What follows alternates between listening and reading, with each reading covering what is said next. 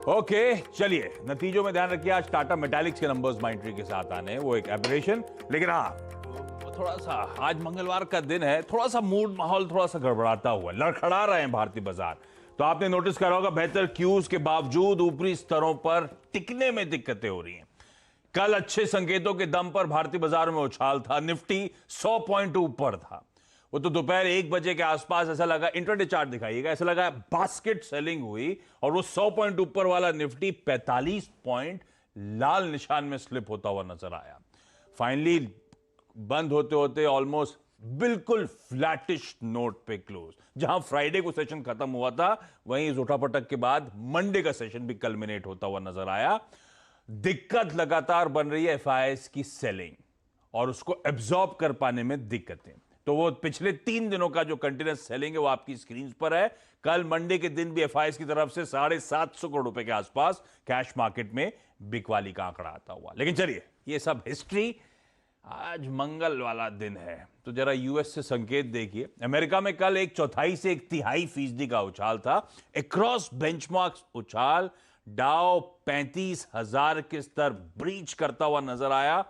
बढ़िया मोमेंटम में American markets, और आज दरअसल वहां पे बड़े बैंकिंग स्टॉक्स के रिजल्ट्स आने शुरू होंगे। तो उनका वो रिजल्ट सीजन का, बैंक्स के रिजल्ट सीजन का आगाज होना है, उससे पहले बढ़िया मोमेंटम बनता हुआ नजर आया था। आज जेपी मॉर्गन, गोल्डमैन सैक्स के वहां पे नंबर्स आने हैं, बढ़िया मोमेंटम था। उन नंबर्स से पहले जरूर डाउ फ्यूचर्स थोड़े से सुस्त हैं, फ्लैट हैं, लेकिन जरा तब और अब स्क्रीन पे दिखा दीजिए।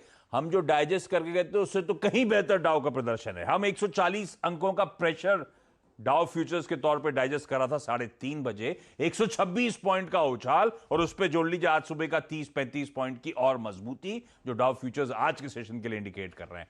तो अगर डाउ देख रहे हैं सब बढ़िया है, नैस्डैक जो देख रहे हैं कोई दिक्कत नहीं, लेकिन जो डाइजेस्ट करा था उतना ही अपमूव, उतनी ही तेजी देखने को मिली।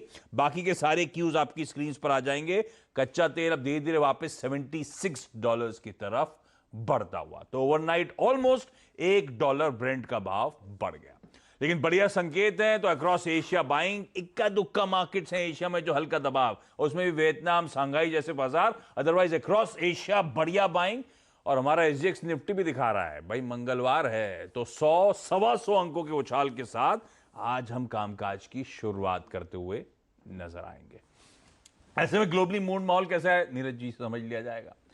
लखनऊ चलेंगे फिर, नहीं सुबह सुबह टुंडे के कबाब नहीं, मानस से बातचीत करने। तो मानस बताएंगे कैसे आज स्ट्रेटेजाइज करना, और हर्षिता बताएंगी तमाम इंपॉर्टेंट स्टॉक्स इन न्यूज। जी बढ़िया मोमेंटम, नंबर से पहले का थोड़ा कॉन्फिडेंस बढ़ रहा है वहां पे स्ट्रीट का क्या? बिल्कुल, और बहुत ही सॉलिड नंबर्स आने की संभावना है। नंबर से ज्यादा कमेंट्री, क्योंकि आपको याद होगा ना पिछली बार स्ट्रेस टेस्ट जब हुआ था बैंक्स का वहां पे, तो उसमें सब पास हो गए थे। तो फेड ने अब अलाउ कर दिया कि मोटे मोटे डिविडेंड्स, बाईबैक। स्ट्रेस टेस्ट मतलब कि कुछ भी दिक्कत आए ये बैंक नहीं पार रखेंगे, दिक्कत हाँ, ये बैंक डूबेंगे नहीं, हाँ। स्थिति में नहीं फंसेंगे। तो आपको याद होगा जब पैंडेमिक के दौरान तो रोक दिया गया था कि आप कोई डिविडेंड नहीं देंगे, कोई बाईबैक नहीं करेंगे, अब वो अलाउड है। तो लोगों को उम्मीद है कि शायद इस रिजल्ट्स की कमेंट्री के साथ कुछ ऐलान इस तरीके के हो सकते हैं। अदरवाइज भी नंबर बहुत अच्छा है, क्योंकि इंटरेस्ट रेट 0 पे चल रहा है, डिमांड और कंजम्पशन आपने देखा ज़बरदस्त है। तो नतीजों से पहले ये बड़ी तेज़ी वहाँ पे है, टेक्नोलॉजी शेयरों में भी है। तो जितने भी ग्रोथ वाले शेयर्स हैं वहाँ पे अच्छी तेज़ी है बैंक ग्रोथ में, इसीलिए आप देखिए लगातार तेज़ी बढ़ी है। और S&P देखिए अब 4380 पे पहुँच गया है।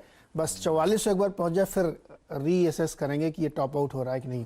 तो मुझे लगता है कि बहुत अच्छी तेज़ी है। और इंडिया के लिए एक अच्छी खबर ये है कि क्रूड में भी थोड़ी नरमी आई है, 75 के आसपास अभी वो ट्रेड कर रहा है। तो ग्लोबल मार्केट से मंगलकारी दिन है और लोकल क्यूज पे वहाँ पे चल रहा है। ध्यान ये रखना है कि आज वहाँ पे सीपीआई डेटा आएगा, आज शाम को पता लगेगा कि इन्फ्लेशन क्या है। हालांकि जो सारे इकोनॉमिस्ट हैं उनको लगता है कि 0.7% का रन रेट आना चाहिए, लेकिन 0.4 आने की संभावना ज़्यादा बन रही, जो गवर्नमेंट वहाँ से इंडिकेट कर रही है। और दूसरा, कल पावेल साहब की टेस्टिमनी होगी, सेमी एनुअल पॉलिसी को लेकर के कांग्रेस सामने हो जाएंगे तो व्यू बताएंगे। तो मुझे लगता है कि आज शाम से कल तक मार्केट थोड़ा सा कॉशियस रहेगा यूएस वाला, कि पावेल साहब क्या बोलते हैं। अभी तक तो उन्होंने कहा था 22-23 में जाके बढ़ाएंगे, फिर कांग्रेस के सामने झूठ नहीं बोल सकते आप, वहाँ सच बोलना पड़ेगा। तो वो थोड़ा सा एक इवेंट है जो ध्यान रखना पड़ेगा। वो कल और परसों पैन आउट होगा, तो हम लोगों को शायद थर्सडे मॉर्निंग शायद हो सकता है फाइनली पता चल पाए।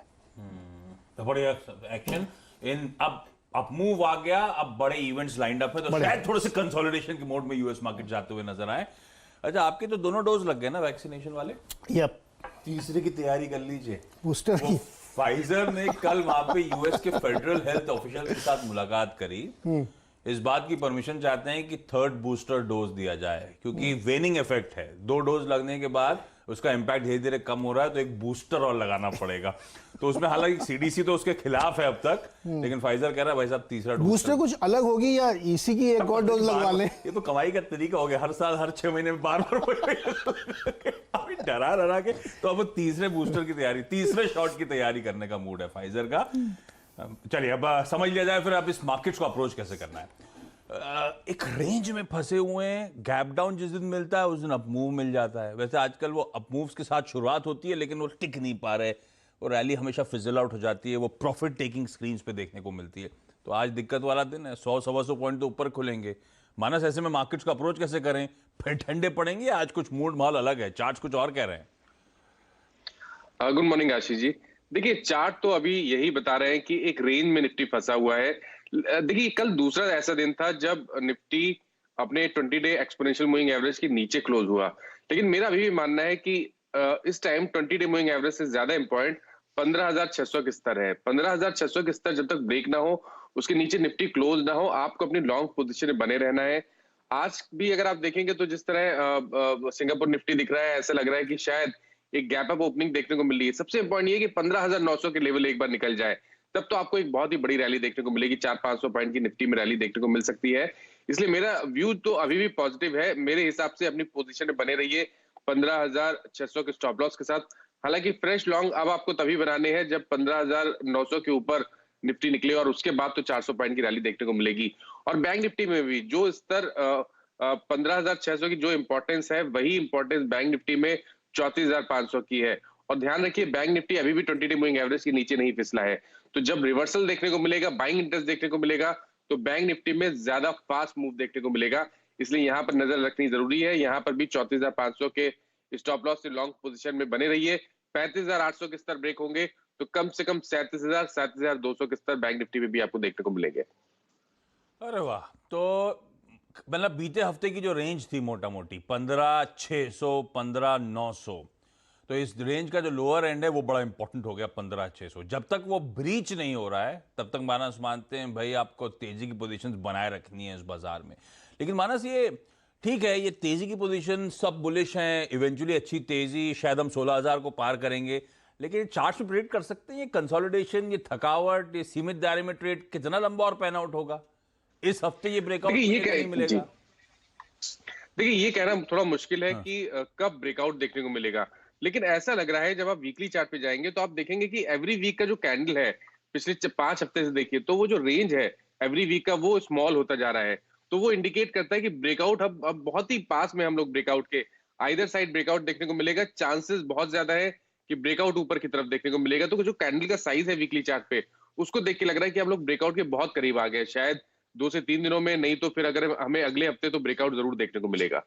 अरे वाह, तो थोड़ा पेशेंस रखें, होपफुली इस रेंज को हम तोड़ते हुए, वो भी ऊपर के दायरे को तोड़ते हुए नजर आएंगे।